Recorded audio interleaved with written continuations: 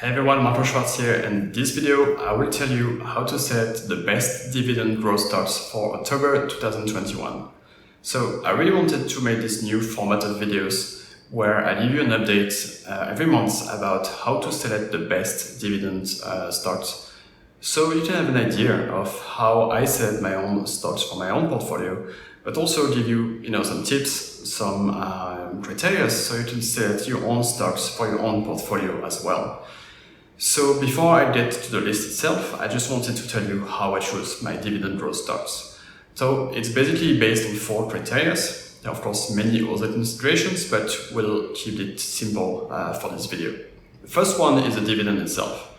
So I look at the yield of each stock, so how much do they pay per year, divided by the money, the price of the stock at the moment. So I'm looking for yields at least of 3%. The second criteria is the growth of the dividend. So I'm looking at how much do they actually increase the dividends over the years, which is really the growth part in dividend growth stocks. So here I'm looking at least a 10% raise over the last 5 years, but of course it can be much higher for certain stocks.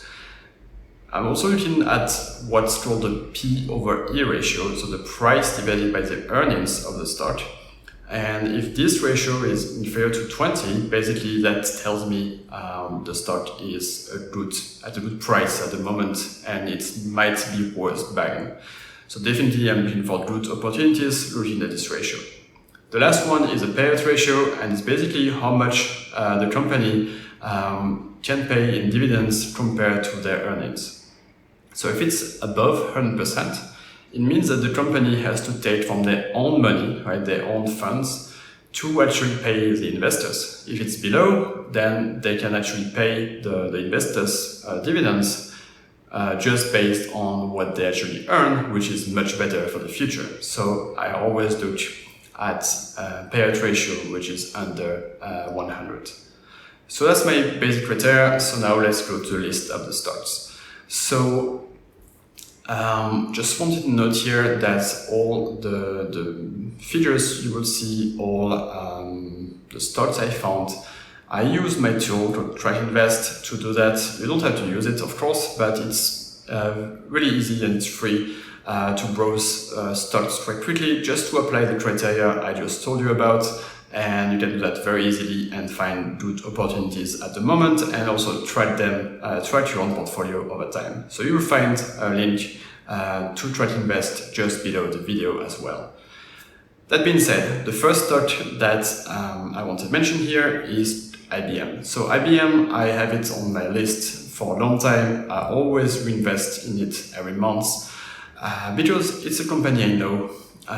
They do a lot of things, of course, in technology, which is a domain I know as well.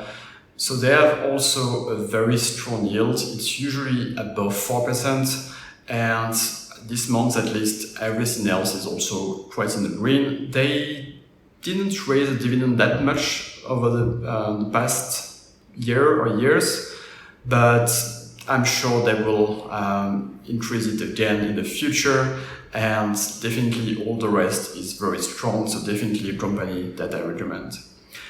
So the second one is Kimberly-Clark, so another US company. That will be the case, by the way, for a lot of my recommendations, because US companies usually have this tradition to really have strong dividends, but also raise them significantly over time compared to European companies, for example. So here, Kimberly-Clark, what they have is a very strong growth of the dividend. So definitely very strong over the years. And for example, if you add a company like that to your portfolio, well, maybe you will have a lower yield today compared to companies like IBM or AT&T, which is very strong yields. But in 20 years, because they will have increased this dividend so much, you will have a yield compared to the money you invested, which will be very strong, like above 20% or something. So it's very, really an investment for the long term here. Third company I wanted to talk about here is Walgreens, so another US company. They have pharmacies in the US. This one has a very low P/E ratio for this month, so it's definitely a very good opportunity. All the rest is in the green as well, so it's very good dividend growth stocks, but really a good opportunity for this month. Last one I wanted to mention, and I'm a bit smiling about that one, because it's definitely because of COVID that is that strong at the moment. So I won't get into the whole vaccine stuff, that's not the topic of this channel at all, but purely in terms of dividend growth stocks, it is a very good opportunity to buy Pfizer at the moment, because they have very strong growth of the dividends. They are very not cheap, but it's a good opportunity to invest in them at the moment. Also have a good dividend yield. So definitely a company I recommend investing in at the moment. So that was my list. Of course, it's not direct recommendations, it's just what I'm looking at the moment for the month. So just use that more as ideas of what you could invest in for your dividend growth portfolio. And I hope that this video really helped you to see how I actually choose my own stocks that I add to my portfolio or that I reinvest in if I already had them in my own portfolio. So to help you, I created a checklist that really lists all the criteria and also give you all the tips and all the criteria to select dividend growth stocks. So I created this free checklist that you can find on my website.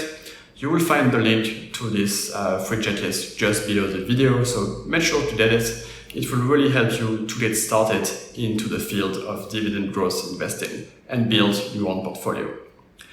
That being said, if you have any questions about the content of this video, about investing in general, please leave the comments just below in the comment section.